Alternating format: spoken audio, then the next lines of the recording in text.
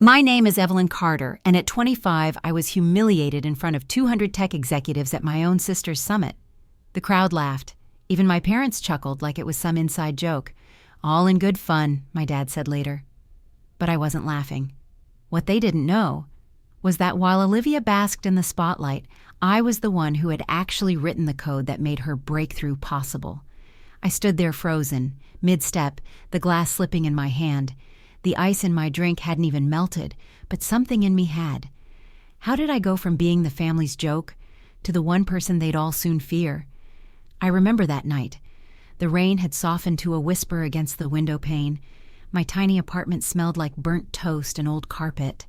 The lamp on my desk flickered every time I shifted in my chair. I was 15. The code on the screen was a puzzle I hadn't yet solved. Back then, I still believed effort equaled recognition. My fingers hovered over the keys. I could feel her standing behind me before she said anything. "What's that?" Olivia asked, stepping into my room like she owned it. I kept typing. "Just a program for the school project." She leaned in too close. "Looks complicated." "It's not," I lied. I didn't want her interested. She touched the trackpad like it was hers. "Can I try?" "No." I said it too fast, too firm. Her smile twitched. "Relax, Evelyn. You're always so defensive." Because I had something she didn't, something you can't fake. I never realized until years later that she didn't want to learn from me. She wanted to beat me, even if it meant lying to the world. "She always loved her little algorithms," Olivia continued, raising her glass higher. "I'm just glad one of us made it." The applause was deafening, but all I could hear was the thudding of my own heart. It was something else. Resolve. I glanced at our parents. My mother clapped politely, eyes darting to the VIP section, as if making sure the important people had heard her brilliant daughter speak. It was the same line he always used when I failed to meet Olivia's standards. Never mind that I got into MIT. Never mind that my prototype won a national hackathon. Olivia smiled wider, soaking in the praise like it was her birthright. And me? I was done shrinking. Inside my bag, hidden beneath the summit program and a half-used lip gloss, was the original flash drive. The code. My code. I never deleted it. They thought I'd walked away empty-handed. They thought they'd broken me. But what they didn't know was it all became fuel. Because when the truth comes out, it's not the loudest person who wins. It's the one who's been listening, watching, waiting. Just before I stepped into the elevator, I looked back one last time. Olivia stood on stage, radiant in red, accepting applause for a future she didn't build. "I'll make them pay." And the elevator doors closed. I used to think Olivia was just better at talking. That charm was something you were born with, like cheekbones or eye color. But charm without conscience? That's something else entirely. It didn't start at the tech summit.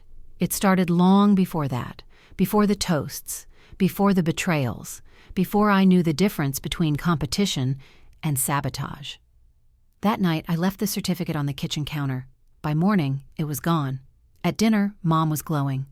"Olivia got such a nice mention at the district board meeting," she said, passing the potatoes. Dad beamed. "Your daughter has presence. She made the room laugh, then pitched the robotics fundraiser like a pro." I blinked. "Wait, what?"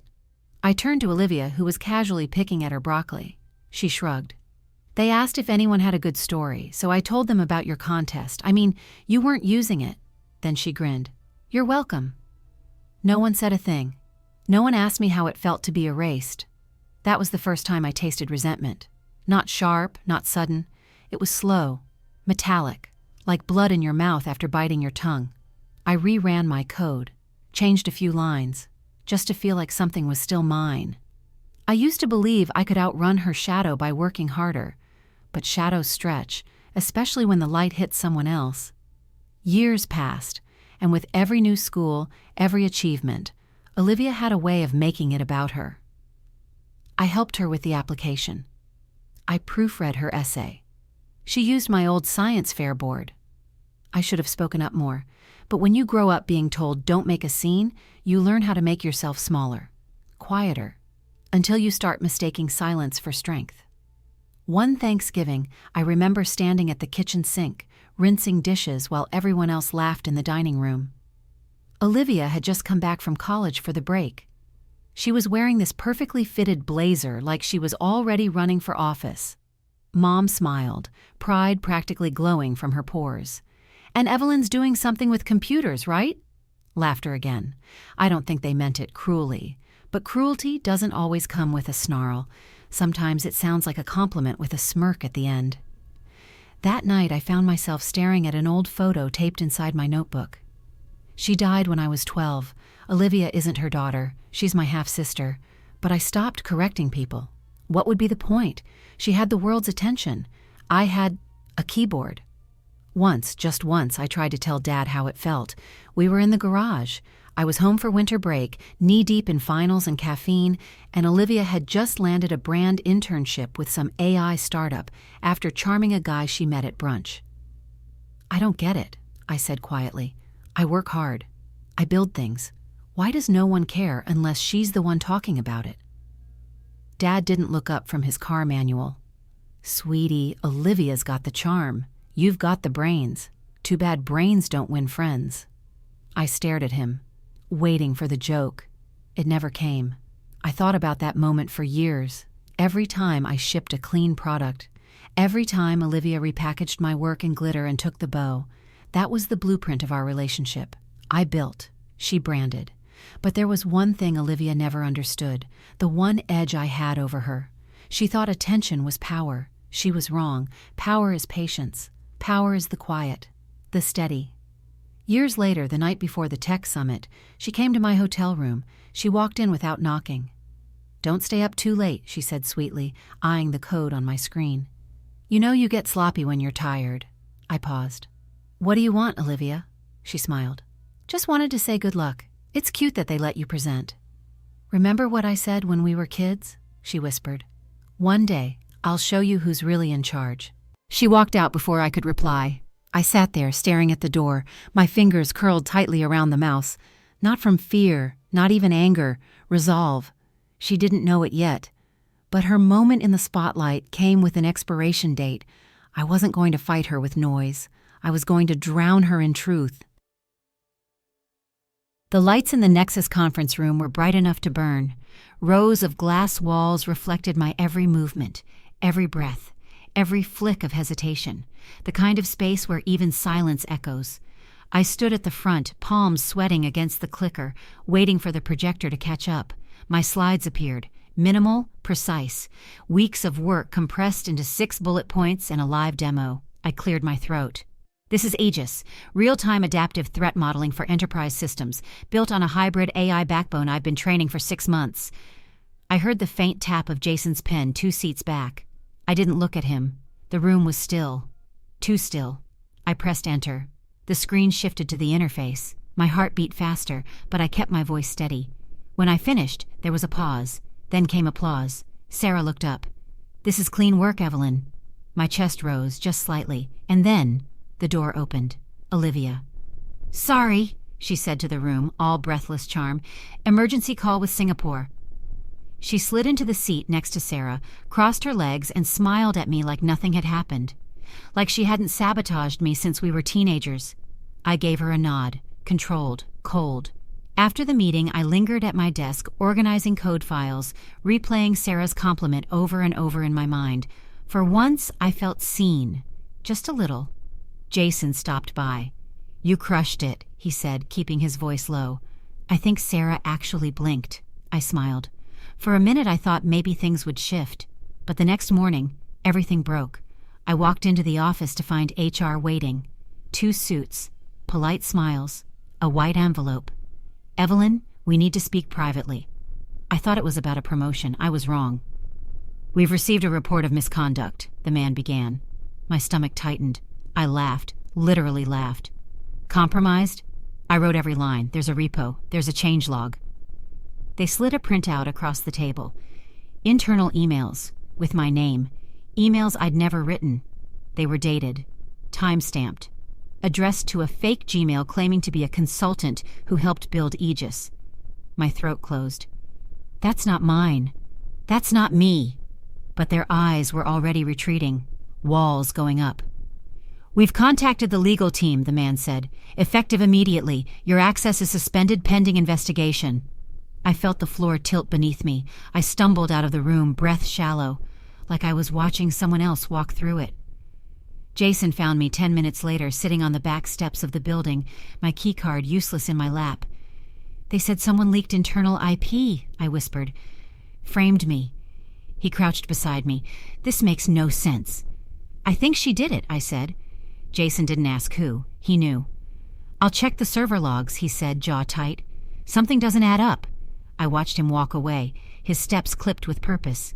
But inside me, everything felt blurry, like ink dropped in water. When I got home, I opened my laptop, locked out.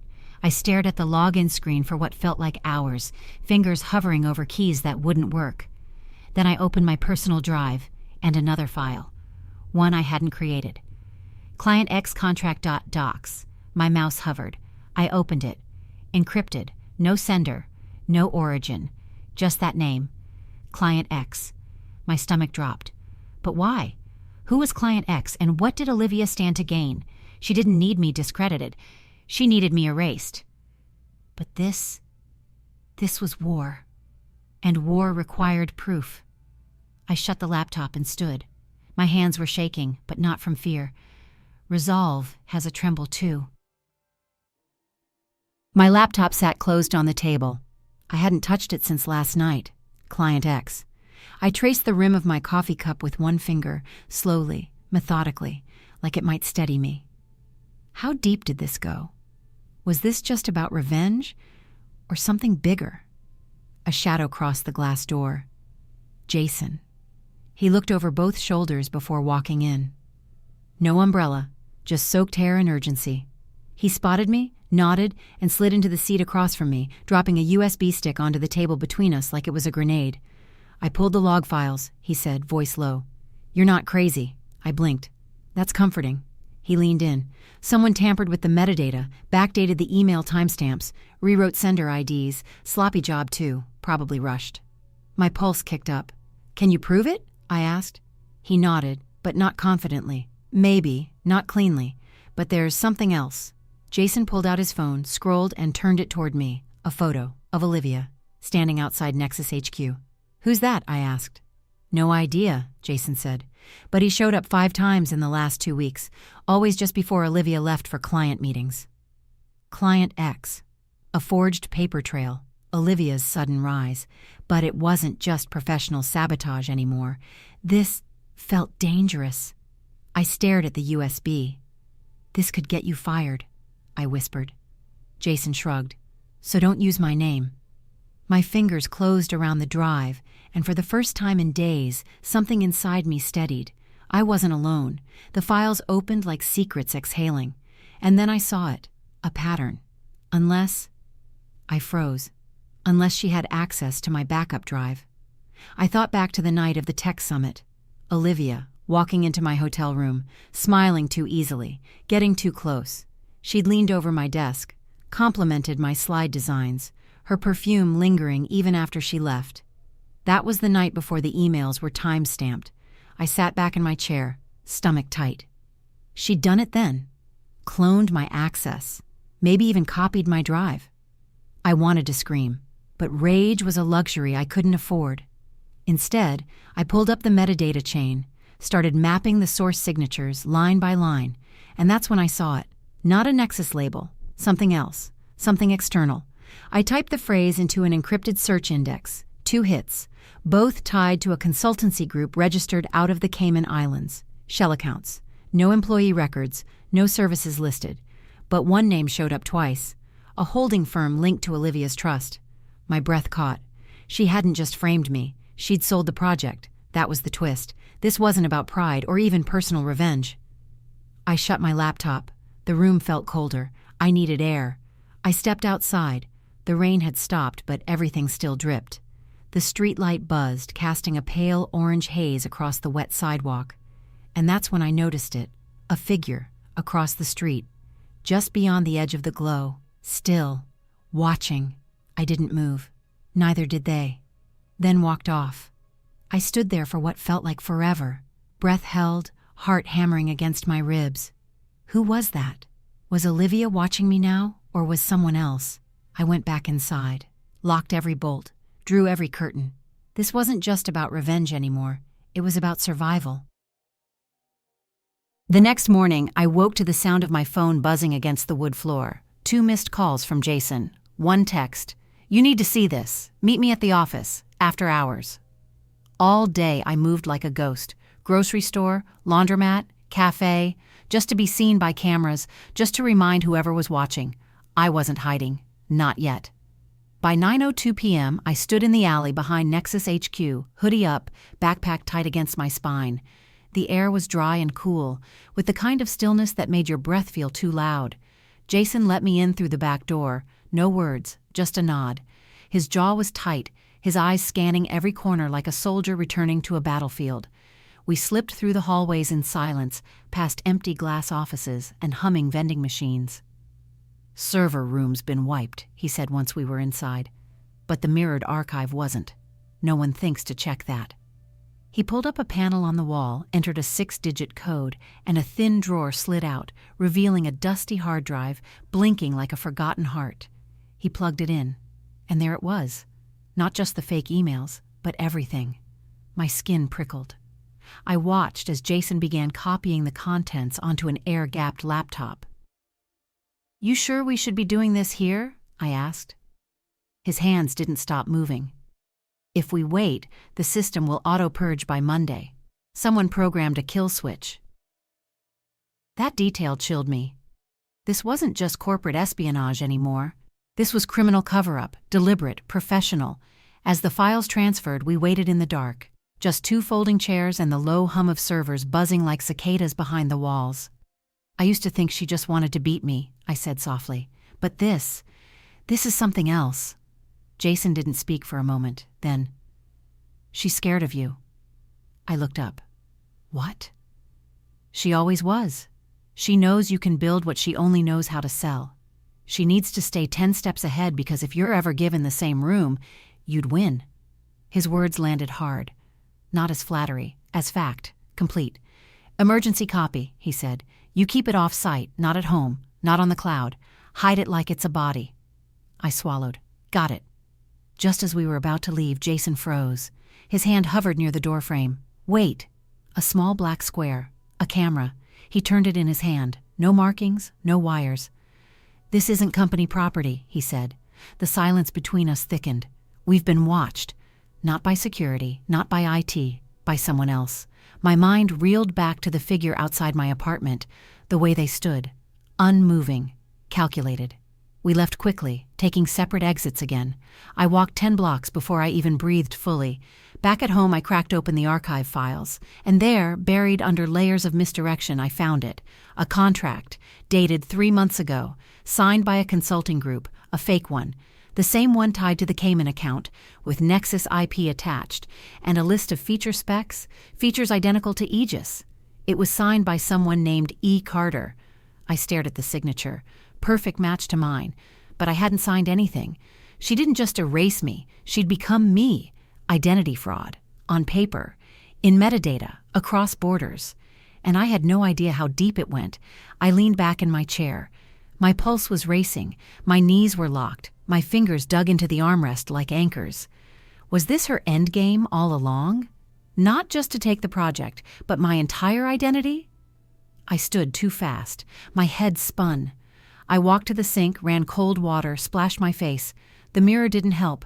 I looked hollow. My eyes were ringed in gray, my lips chapped. But underneath the fatigue, something harder had started to form.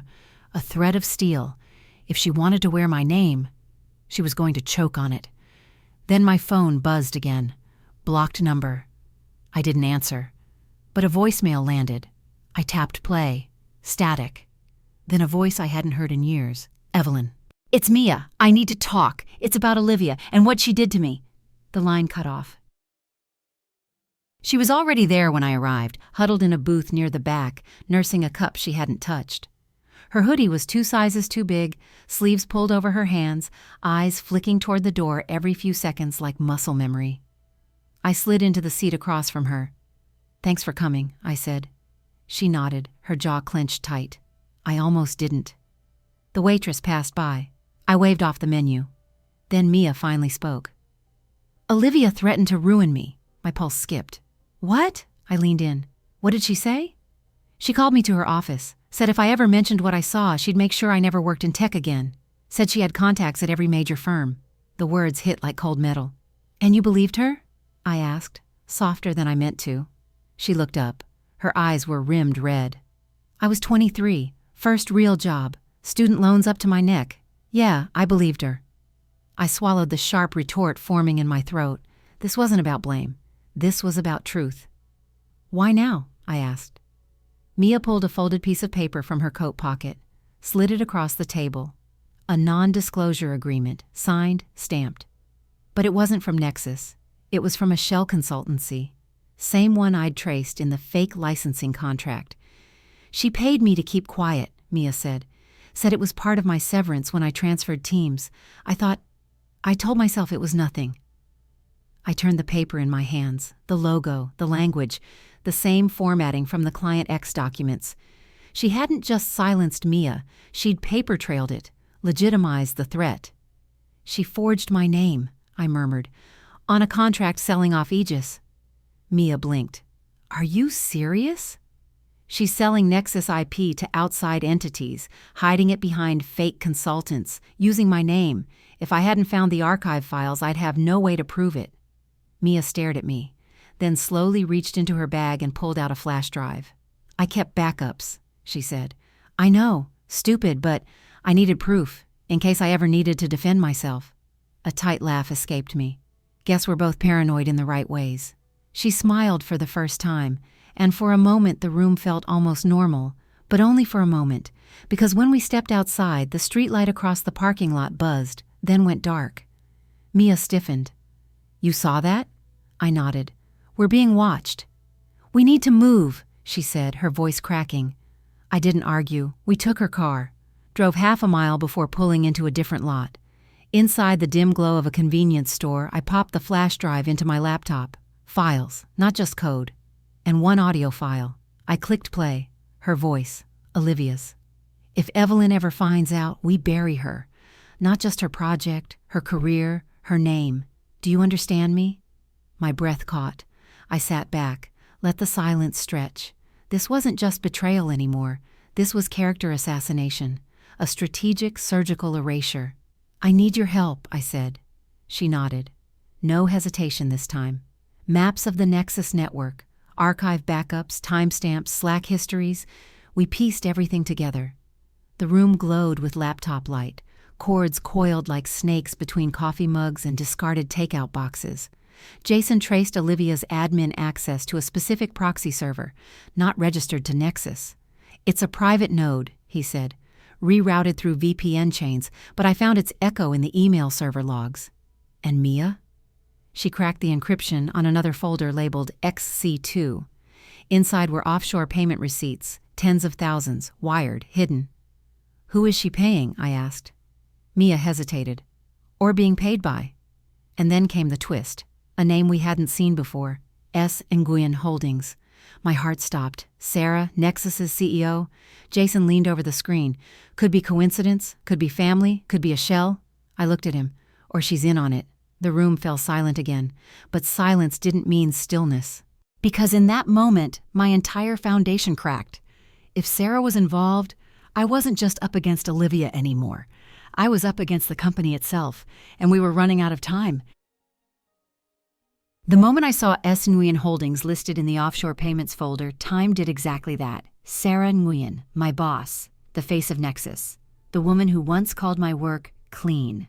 Was she in on this? Or just a pawn? I spent the next 24 hours combing through every document, every receipt, every signature in that folder. Jason ran audit trails, Mia double-checked transfer paths, and I combed through Sarah's corporate history like a surgeon hunting a tumor.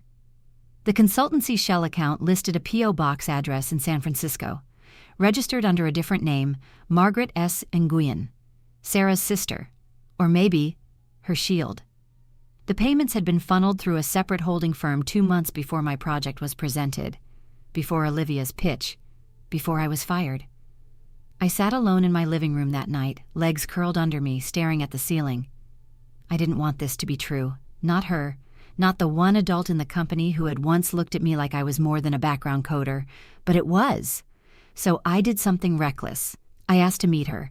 I sent the email directly from my personal address. I need 10 minutes. Not about work, about Olivia. No subject line, no threats, just bait. She responded in under an hour. 10 a.m., top floor. Don't bring your badge. The next morning, I took the stairs. Not because the elevator was broken, because I needed every step to remind myself I wasn't the same girl who once shrank at family dinners, who sat behind her sister's success, waiting to be acknowledged. I reached the executive floor at 9:58. Sarah's assistant wasn't there. The office door was cracked open. She sat behind a glass desk, perfectly still, a mug of tea steaming beside her hand. Her eyes met mine before I even spoke.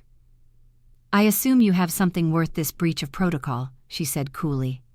I stepped inside, closed the door behind me. The silence buzzed.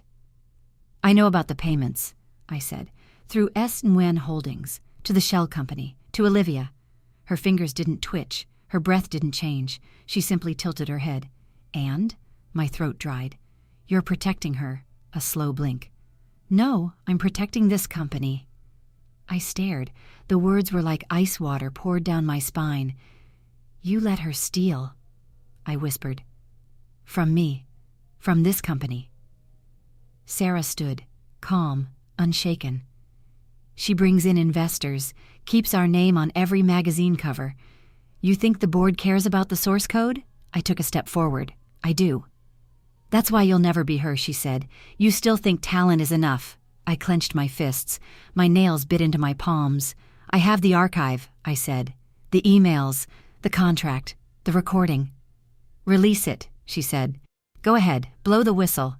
But ask yourself what happens next." My heart pounded. She walked around the desk, voice low.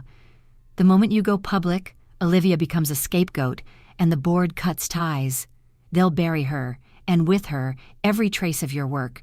You'll be the angry ex-employee with a grudge, and in 3 months, no one will remember your name." I couldn't breathe. She was right. Not because she was, but because that's how the system worked. She reached for a folder, slid it across the desk. My name was printed on the label. I didn't touch it. I just looked at her. And for the first time, I saw her clearly, not as a mentor, as the machine behind the mask. "You know what I think, Sarah?" I said quietly. She raised an eyebrow. "I think Olivia thinks she's in charge." I leaned in, voice steady now. "But you're the one holding the leash." She said nothing. Didn't have to. The silence was answer enough. I turned, walked toward the door. "I'm not done yet," I said. "You might have built the room, but you forgot one thing." Her voice followed me. "What's that?" I looked back. "I know how to burn it down." The next hour was a blur. I met Jason and Mia at our usual cafe, slipped the reassignment folder across the table, and said nothing. Jason read it. His eyes went dark. "They're trying to buy you off." "No," I said. "They're trying to erase me quietly." Mia's hand shook as she held her coffee. Jason nodded. "Then we'll need one more thing." "What?" "A witness on the inside." I blinked. "Who?" He didn't answer right away, then pulled up an internal comms log on his tablet. Sarah's assistant, Lena. She'd forwarded 2 messages to an external address the day after I was fired. One was from Olivia, the other was from Sarah. I looked at Jason, then Mia. "She's the leak," I whispered. Jason nodded once. "But we don't know whose side she's really on." It was just after midnight when Jason messaged me. "Lena's in. No context, no explanation, just those 3 words. But they were enough to restart the fire in my chest."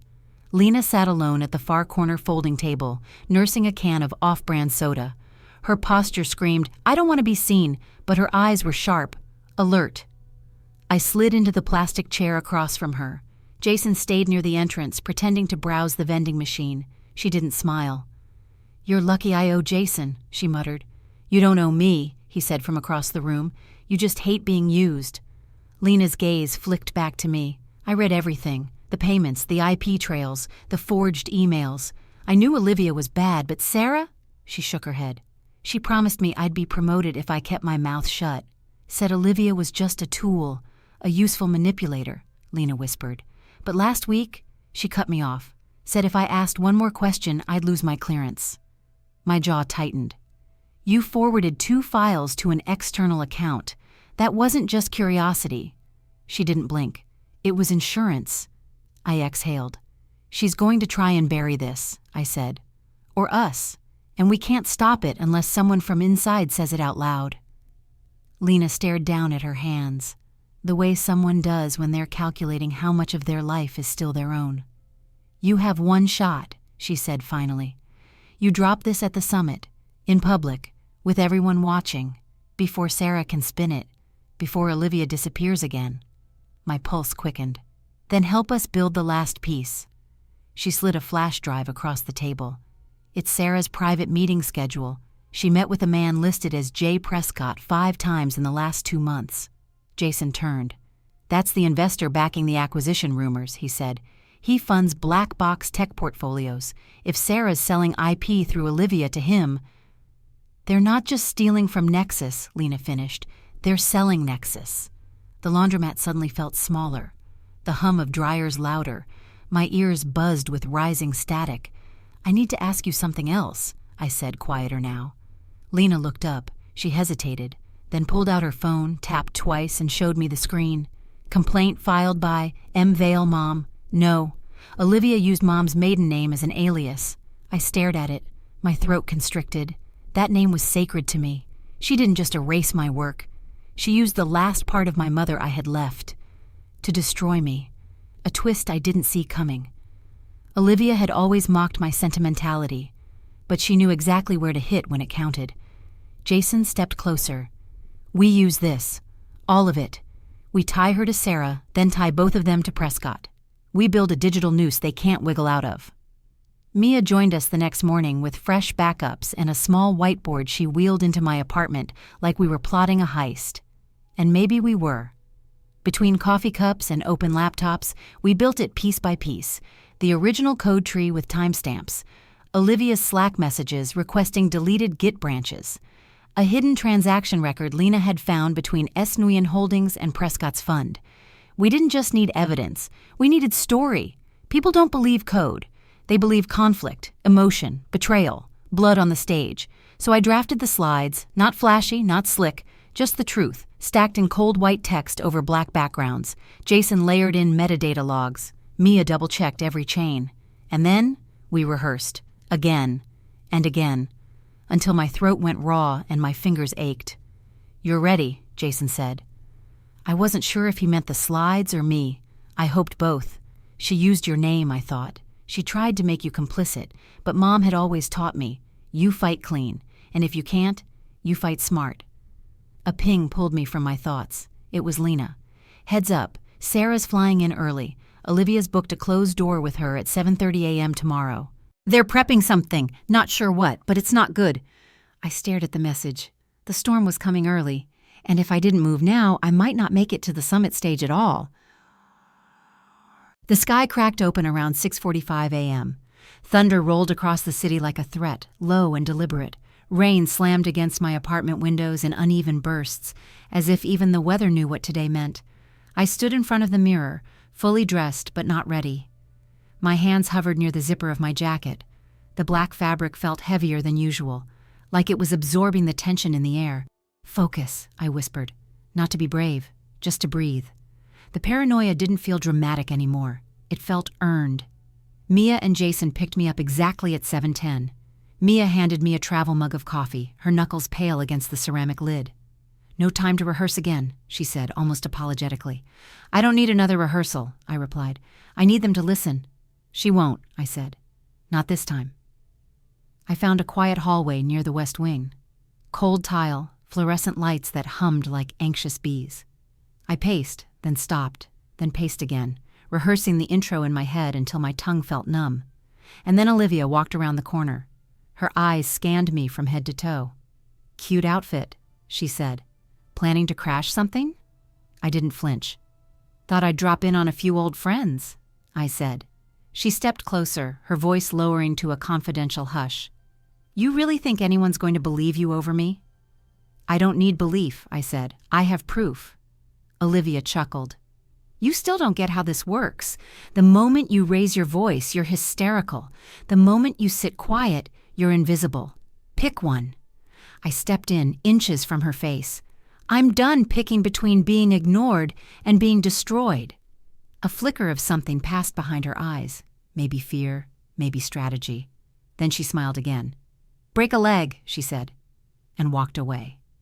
By 9:05, I was backstage. The moderator handed me a wireless mic. "You're on in 10. I nodded. "Thanks." Jason stood nearby, laptop tucked under one arm. "Everything's synced. Files load with one click." I inhaled. One click. I watched her mouth move, watched the way Olivia stood just off stage, nodding like a shadow with a script. They still believed they had control.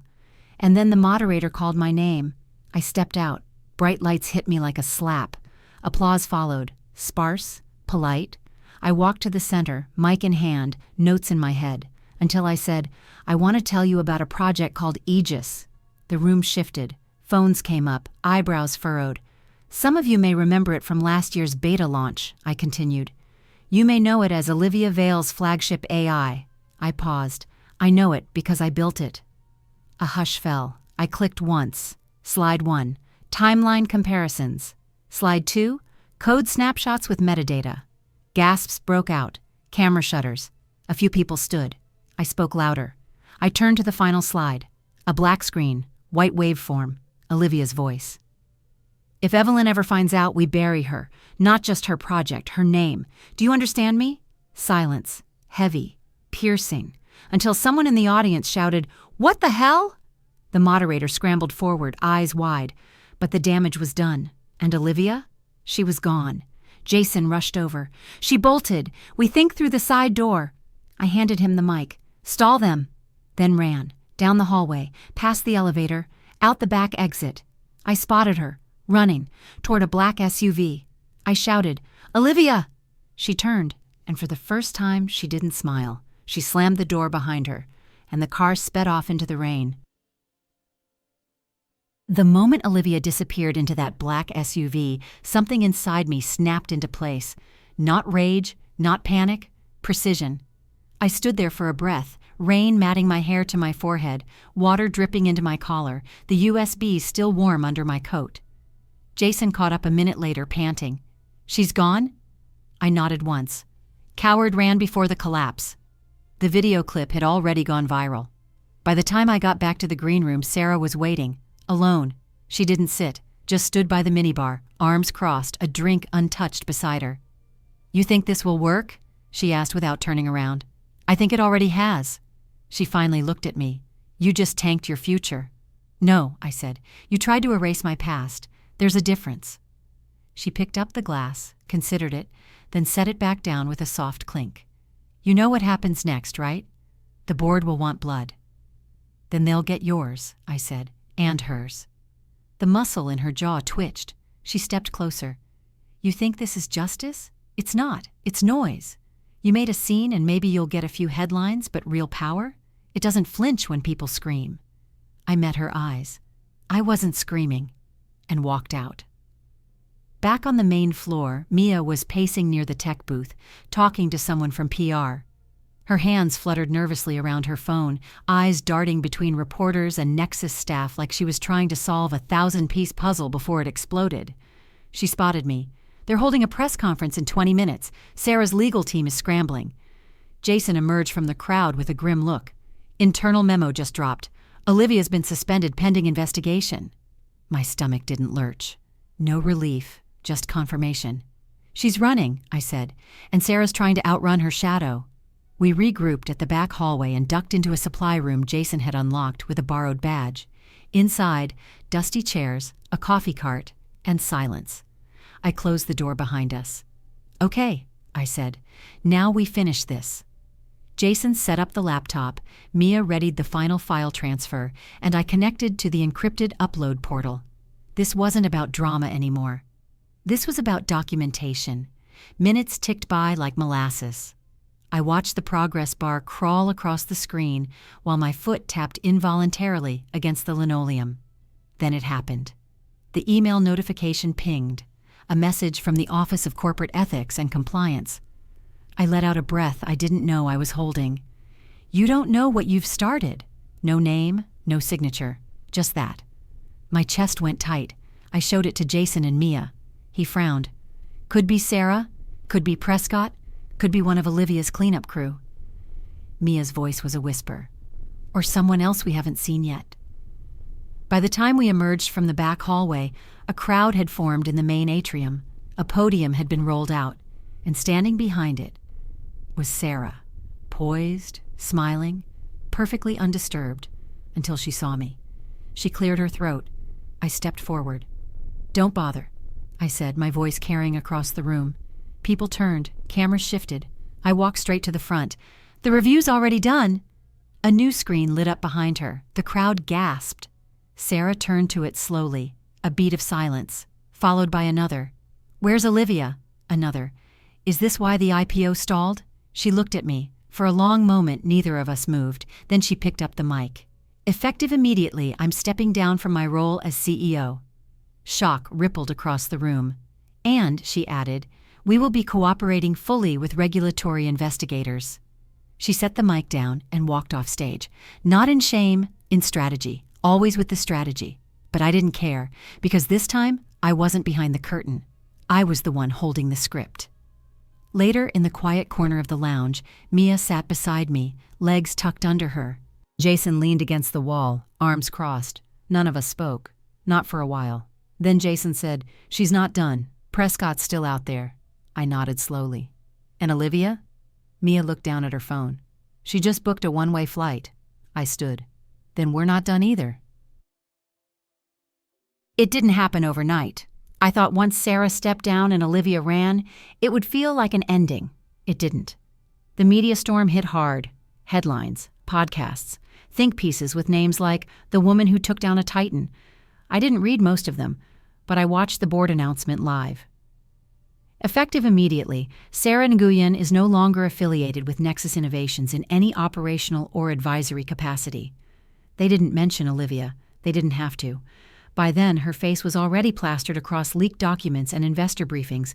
The world knew, not just about the code, but about the theft, the laundering, the silence. I wasn't scared anymore. I was tired. A week after the summit, I walked into Nexus for the first time since it all broke. Security let me through without a word. HR escorted me upstairs, past the same glass walls where I once demoed Aegis to a room that clapped for my saboteur. This time the doors opened for me. Inside, the view was better than I remembered. I stood at the window and looked out over the skyline, wondering how many people were building something they'd never get credit for. The door opened behind me. Jason stepped in, holding 2 folders. Board signed off on your appointment, he said, placing them on the desk. Lead developer, public-facing, full creative autonomy. I turned. That's not why I did this. I know, he said, but you earned it anyway. I opened one of the folders. The ink was still fresh. My name in bold. No alias, no erasure, just Evelyn Carter. A knock came a moment later. Mia. I smiled. Send the video. She grinned. You're really doing this, huh? Feels weird, doesn't it? No, she said. Feels right. She left, but Jason lingered. You still haven't answered the question. What question? What are you going to do with her? He didn't have to say the name. Olivia had vanished. The one-way flight was confirmed. The boarding pass traced to Geneva. Her apartment emptied, social media silent, but we both knew this wasn't over. Not really. I'm not chasing her, I said finally. She'll come back. Jason raised an eyebrow. She always does. A pause. Then he handed me a 3rd folder, sealed, unlabeled. From Lena, he said. She asked me to give it to you in person. I opened it slowly. Inside, a signed statement, 2 flash drives, and a single sticky note in Lena's handwriting. Prescott has more. This goes deeper. Protect yourself. My throat tightened. Another mystery, another layer. So this wasn't the final boss. Not yet, but it was a checkpoint. Later that night, I stood in my apartment staring at the wall where my mother's photo used to hang. I hadn't put it back up since Olivia used her name to file the fake complaint. I hadn't decided if I could separate the image from the violation. She deserved to see this. I didn't win because I screamed louder. I won because I built something that lasted. and then I protected it. But just as I let that thought settle, my phone buzzed. An encrypted message. Anonymous sender. Only one line. You exposed the puppets, but you haven't seen the puppeteer.